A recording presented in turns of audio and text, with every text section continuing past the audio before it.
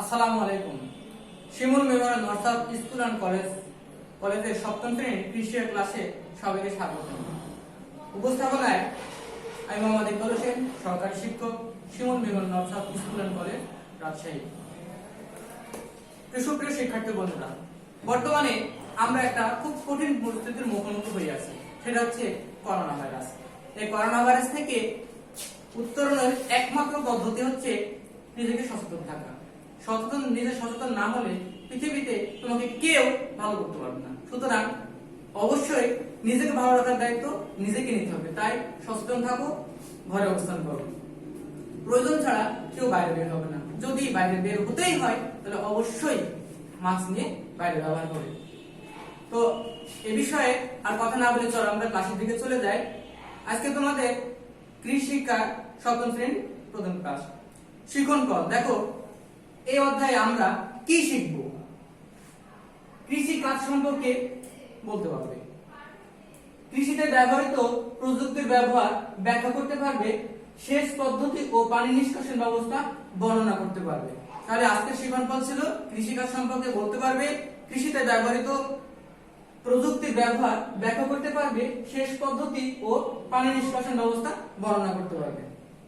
আলোচ্য বিষয় কৃষি প্রযুক্তি। পানি সেচের প্রয়োজনীয়তা, পানি সেচের কার্যকারিতা, বাংলাদেশের সেচ ব্যবস্থা, সেচ পদ্ধতি, পানি নিষ্কাশনের ধারণা, পানি নিষ্কাশনের উদ্দেশ্য। তাহলে আজকের আলোচ্য বিষয়গুলো অত্যন্ত জরুরি। কৃষি প্রযুক্তি। আমরা বর্তমানে প্রযুক্তি থেকে বাস করছি। বিশ্বের এমন কোন সেক্টর নেই যে সেক্টরে এখন প্রযুক্তির আওতায় নেই। সব সেক্টরে দেখা যাচ্ছে প্রযুক্তির আধুনিকতায় আমরা আরো উন্নত হয়ে যাচ্ছি। জীবনে প্রতিটি ক্ষেত্রে আমরা আধুনিক প্রযুক্তি ব্যবহার করছি। কৃষিকাজ কিন্তু এর থেকে পিছনে নেই।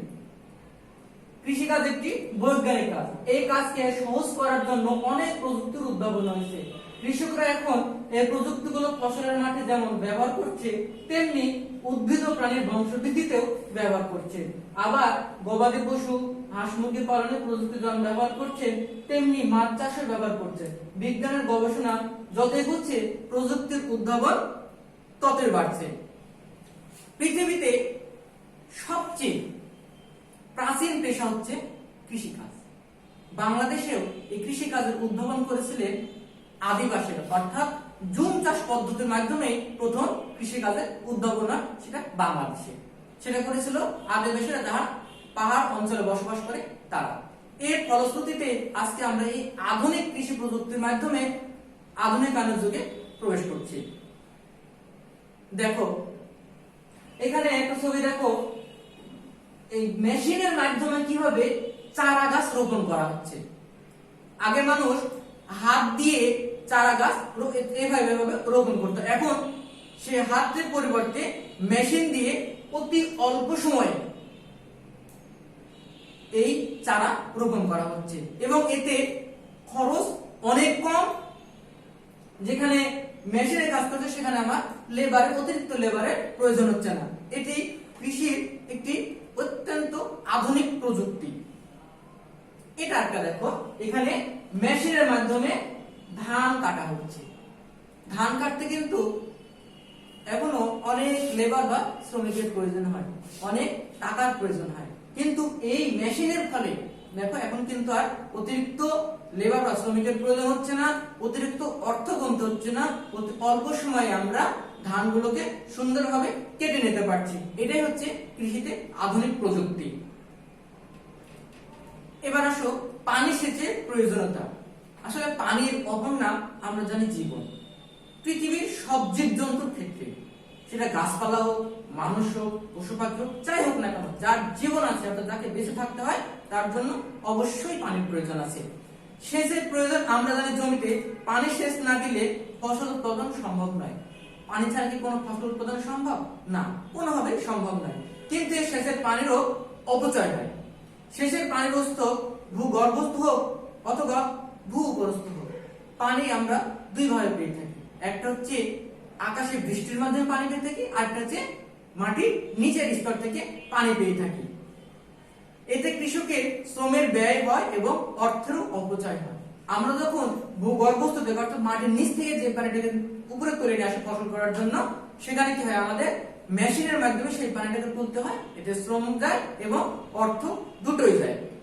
তাই এই কোনোভাবেই যাতে পানির অপচয় না হয় সেই জন্য আমাদেরকে সজাগ দৃষ্টি রাখতে হবে।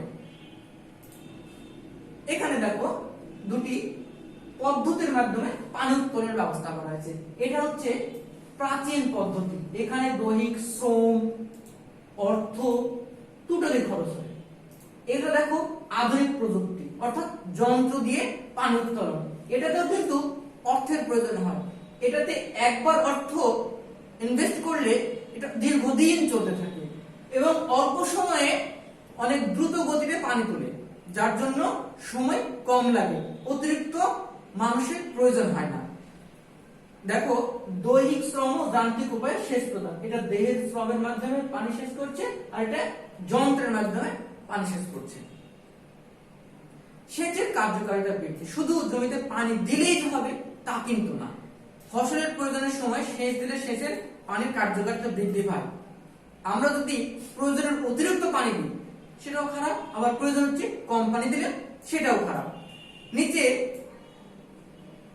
সেচের পানির কার্যকারিতা বৃদ্ধি প্রযুক্তি সমূহ উল্লেখ করা হলো। পরিমাণ মতো পানি সেচ দিতে হবে, নির্দিষ্ট পরিমাণে, অতিরিক্ত পানি কখনোই দেওয়া যাবে না, অতিরিক্ত কোনো কিছুই ভালো না। ফসলের জন্য অতিরিক্ত পানি খারাপ জিনিস, আবার কম পানিও কিন্তু খারাপ। সময় মতো পানি সেচ দিতে হবে, সময় মতো দিতে হবে। অসময়ে সেচ দিলে কিন্তু আমরা দেখাচ্ছে এই সময় ঝুম বৃষ্টি হয়ে গেল, আমি এই সময় যে আবার জমিতে পানি দিলাম, তাহলে কিন্তু হবে না। আবার দেখা যাচ্ছে দীর্ঘদিন জমিতে পানি নেই, তুমি ভাবছো আরো কিছুদিন যাক তারপরে পানি দেবো না, সঠিক সময়ে এবং পরিমাণ মতো পানি দিতে হবে। জমির চারিদিকে ভালোভাবে আইল বেঁধে সেচ দিতে হবে। আমরা তো অনেকে আইল শব্দটির সঙ্গে পরিচিত না।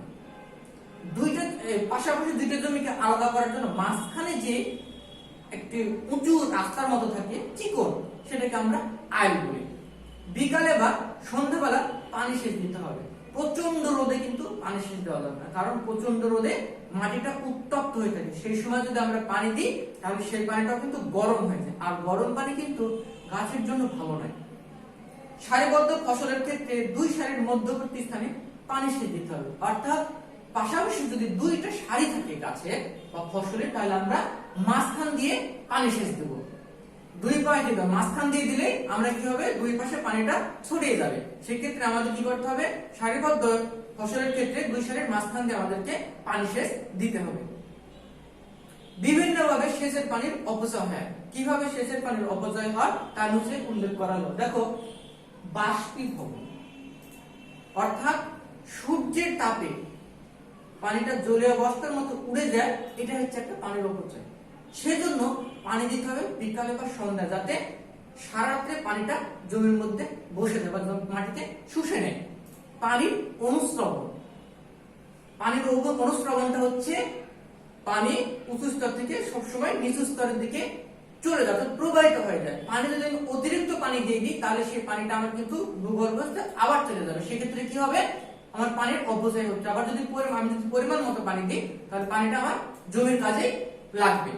পানি চুয়ানো, এই যে কিছুক্ষণ আগে বললাম আইল দিয়ে, আইলের অনেক সময় কি হয়, ইঁদুরের গর্ত করে দেয়, অর্থাৎ অথবা জমি চাষ করার সময় ফেটে যায়, সেজন্য পানি সেচ দেওয়ার পূর্বে এই আইলে যাতে কোনো গর্ত না থাকে, কোনো ফাটা জায়গা না থাকে, এগুলো আমাদেরকে সুন্দর করে বন্ধ করে দিতে হবে। বন্ধ করে দিলেই পানির অপচয় রোধ করা যায়। আর পানির অপচয় রোধ করলে আমাদের কি হবে, শ্রম বাঁচবে, অর্থ বাঁচবে, দুটোই সাশ্রয় হবে।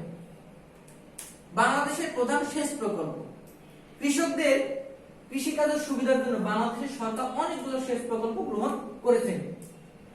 অর্থাৎ বাংলাদেশ হচ্ছে কৃষি প্রধান দেশ, যেখানে শতকরা ৮০% লোক গ্রামে বাস করে এবং গ্রামের মানুষের প্রধান জীবিকা নির্বাহের উপায় হলো কৃষিকাজ। সেজন্য বাংলাদেশ সরকার এই কৃষিকাজের সুবিধার জন্য অনেকগুলো সেচ প্রকল্প গ্রহণ করেছেন। যেসব এলাকায় সেচ প্রকল্প আছে সেসব এলাকার কৃষকরা সারা বছর আউশ, আমন, বোরো, পাট, গম, আলু, শাকসবজি ও ফল উৎপাদন করেছেন। আর শস্য বহুমুখীকরণ কৃষি পদ্ধতি চালু করা হয়েছে। তাহলে আমাদের প্রধান খাদ্য কি? ভাত। এই ভাত কোথা থেকে হয়?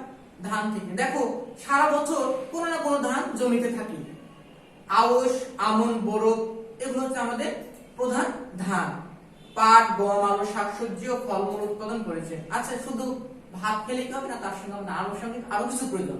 সেজন্য দেখো গম, আলু, শাকসবজি, ফলমূল ইত্যাদি উৎপাদন করছেন কে? কৃষকেরা। সেগুলো আমাদের নিত্যদিনের প্রয়োজন। প্রকল্পগুলোর নাম নিচে উল্লেখ করা হলো। যে বাংলাদেশ সরকার যে সকল প্রকল্পগুলো করেছেন তার দেখো নাম হচ্ছে গঙ্গা উপত্যকা সেচ প্রকল্প, জিকে প্রজেক্ট। বরিশাল সেচ প্রকল্প, বিআইপি। ভোলা সেচ প্রকল্প, ঠাকুরগাঁও গভীর নলকূপ সেচ প্রকল্প। চাঁদপুর সেচ প্রকল্প, সিআইপি। মুহুরী সেচ প্রকল্প, এমআইপি।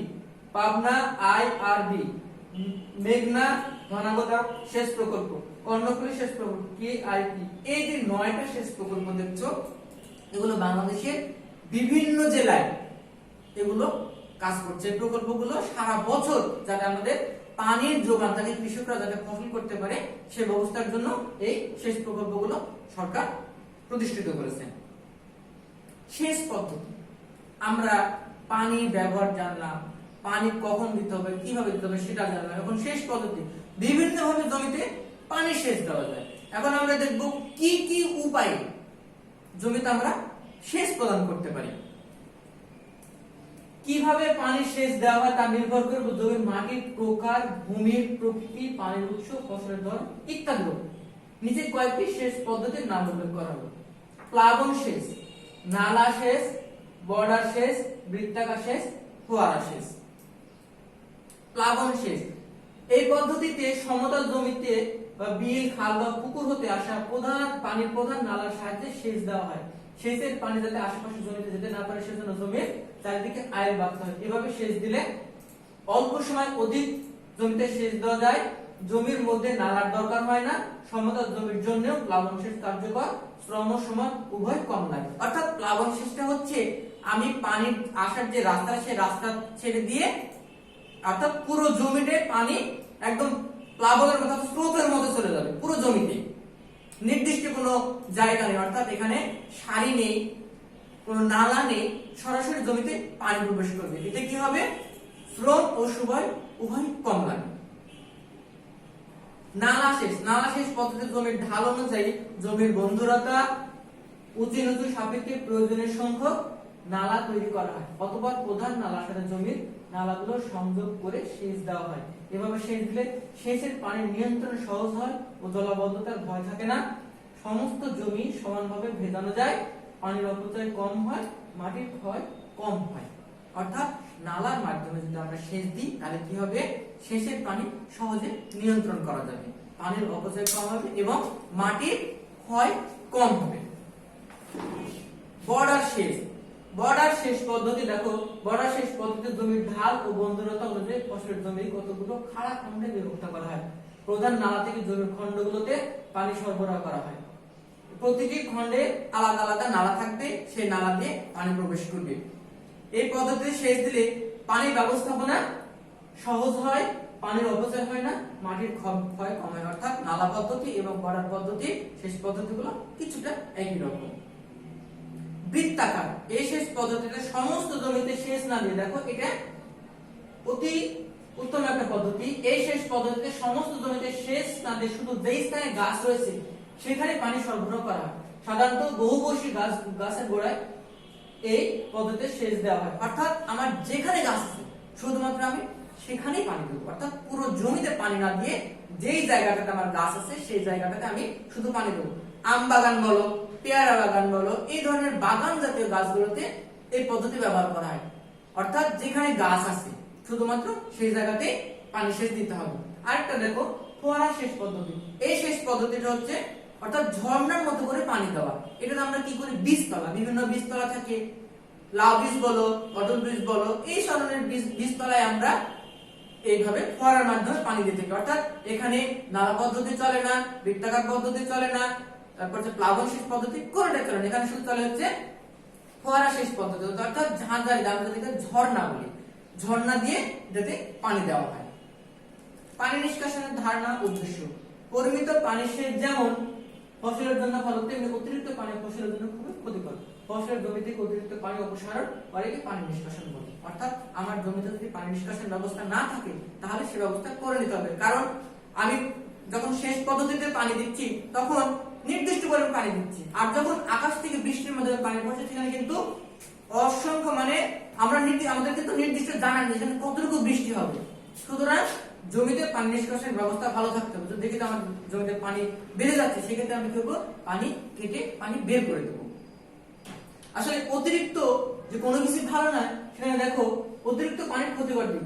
অতিরিক্ত পানি ফসলে খেতে জমে থাকলে কি কি ক্ষতি হয় তা নিচে উল্লেখ করা হলো। মাটিতে ফসলের শিকড় এলাকায় বায়ু চলাচলের বিঘ্ন ঘটে, অর্থাৎ মাটিতে যখন শিকড় বিস্তার করে সেখানে কিন্তু অক্সিজেনের প্রয়োজন হয়। এই অতিরিক্ত পানি কি করে, সেই অক্সিজেনের জায়গায় প্রতিবন্ধকতা অর্থাৎ ভরাট করে দেয়। মাটির চিকন নালাগুলো যে সেই নালাগুলো বন্ধ করে দেয়, যার ফলে গাছ শিকড় বিস্তার করতে পারে না। পানি জমে থাকার ফলে মাটির ফাঁক বন্ধ হয়ে যায়, ফলে গাছ মরে যায়। গাছ যদি শিকড় যদি পর্যাপ্ত পরিমাণ অক্সিজেন ব্যবস্থা না পায় তাহলে কি হবে, শিকড়টা মরে যাবে, আর শিকড় মরে গেলে কিন্তু গাছ মরে যাবে। পানি জমে থাকলে শিকড় এলাকায় অক্সিজেনের অভাব ঘটে, এর ফলে অনেক রোগ দেখা যায়। গাছের শিকড় এলাকায় পানি জমলে শিকড় বিস্তার লাভ করতে পারে না, ফলে গাছের বৃদ্ধি বাধা হয় কিংবা গাছ মরে যায়। পানি নিকাশের উদ্দেশ্য হলো মাটিতে বায়ু চলাচল বাড়ানো। অর্থাৎ পানি নিষ্কাশন ব্যবস্থা যদি না থাকে তাহলে কিন্তু আমার মাটিতে পর্যাপ্ত পরিমাণ অক্সিজেন থাকবে না, যার ফলে গাছ তার স্বাভাবিক বৃদ্ধিতে বাধাগ্রস্ত হবে। গাছের মূলকে কার্যকরী করা, অর্থাৎ পানি জমে না থাকলে গাছের মূলটা সুন্দরভাবে স্বাভাবিক গতিতে সে বৃদ্ধি পেতে থাকে। উপকারী অণুজীবের কার্যক্রম বৃদ্ধি করা। মাটিতে কিছু উপকারী জীব থাকে, কীট পতঙ্গ থাকে, যেমন কেঁচো। এটা কিন্তু অত্যন্ত উপকারী একটা কীট। কেঁচোকে বলা হয় প্রকৃতির লাঙল। মাটির তাপমাত্রা সহনশীল মাত্রায় আনা। মাটির তাপমাত্রাকে সহনশীল পর্যায়ে রাখার জন্য অর্থাৎ ফসল উৎপাদন উপযোগী করে রাখার জন্য পানি নিষ্কাশনের ব্যবস্থা অবশ্যই থাকতে হবে। মাটিতে জো আনা, জো এটা একটা নতুন শব্দ। জো আনা অর্থাৎ চাষবাসের উপযোগী হওয়াটাই হচ্ছে মাটিতে জো আনা। বৃষ্টির পর যখন মাটিতে পানি জমে যায় তখন পানিটা নিষ্কাশন করে ফেলে, তখন কিন্তু জমিটা স্যাঁতসেঁতে হয়ে থাকে। সূর্যের তাপে সেই মাটিটা সেই পানিগুলো জলে বাষ্প হয়ে আকাশে উড়ে যাওয়ার ফলে মাটিটা আস্তে আস্তে ফসল উৎপাদনের কার্যকরী ভূমিকায় চলে আসে। যখন ফসল উৎপাদনের কার্যকরী ভূমিকায় মাটি চলে আসবে, এই আশাটাকে জো বলে। পানি নিকাশের ব্যবস্থা নিম্নরূপ। কাঁচা নালা দ্বারা পাম্পের সাহায্যে পাখা সেচ নালা তৈরি করে অতিরিক্ত পানির উৎসমুখে বাঁধ দিয়ে পানির গতি পরিবর্তন নালা তৈরি করে। দেখো কাঁচা নালা অর্থাৎ জমির মাঝখানে কাঁচা নালা তৈরি করেও কিন্তু পানি নিষ্কাশনের ব্যবস্থা করা যায়। পাম্পের সাহায্যে নির্দিষ্ট একটা জায়গায় একটু পরিমাণে একটু গর্ত করে সেখানে মেশিন দিয়ে পানি সেচে ফেলে দিতে হবে। আবার জমির মাঝখান দিয়ে বা যে কোনো আলের ধার দিয়ে পাকা নালা তৈরি করা যায়। অতিরিক্ত পানি যেখান থেকে অতিরিক্ত পানি আসতে পারে সেই উৎসমুখে বাঁধ তৈরি করতে হবে। পানির গতি পরিবর্তন নালা তৈরি করা, অর্থাৎ পানি যে গতিতে আসছে তার অপোজিট দিয়ে নালা তৈরি করতে হবে যাতে পানিটা অন্যদিকে চলে যায়। মূল্যায়ন। দেখো আজকের ক্লাসে তোমাদের মূল্যায়ন পদ্ধতি চলে এসেছি। মূল্যায়ন আসলে পানি সেচ কেন দেওয়া হয়? ফসল উৎপাদনের জন্য আমাদেরকে প্রয়োজন মাত্রায় সময় মতো পরিমাণ মতো পানি দিতে হবে, এটাই হচ্ছে পানি সেচ দেওয়া। পানি সেচ পদ্ধতি কত প্রকার? আমি পানি সেচ পদ্ধতি কত প্রকার পেলাম? 5 প্রকার পেয়েছি। কয়েকটি আধুনিক কৃষি যন্ত্রপাতির নাম লিখুন। কয়েকটি আধুনিক কৃষি যন্ত্রপাতির নাম খুব সুন্দর উল্লেখ করে দেওয়া আছে। কৃষিতে মাঠ প্রযুক্তিগুলো ব্যাখ্যা করো। কৃষিতে মাঠ প্রযুক্তি, এই যে মাঠ প্রযুক্তিটা কি? কৃষিতে মাঠ প্রযুক্তি হচ্ছে কৃষি কাজে আধুনিক যে যন্ত্রপাতিগুলো ব্যবহার করা হয় সেটা হচ্ছে কৃষিতে মাঠ প্রযুক্তি। আমরা একেবারে ক্লাসের শেষ পর্যায়ে চলে এসেছি। আগামী দিন তোমাদের ক্লাস নেওয়া হবে। সুতরাং আজকে এই পর্যন্ত, সবাইকে আবার ধন্যবাদ দিয়ে শেষ করছি। আসসালামু আলাইকুম।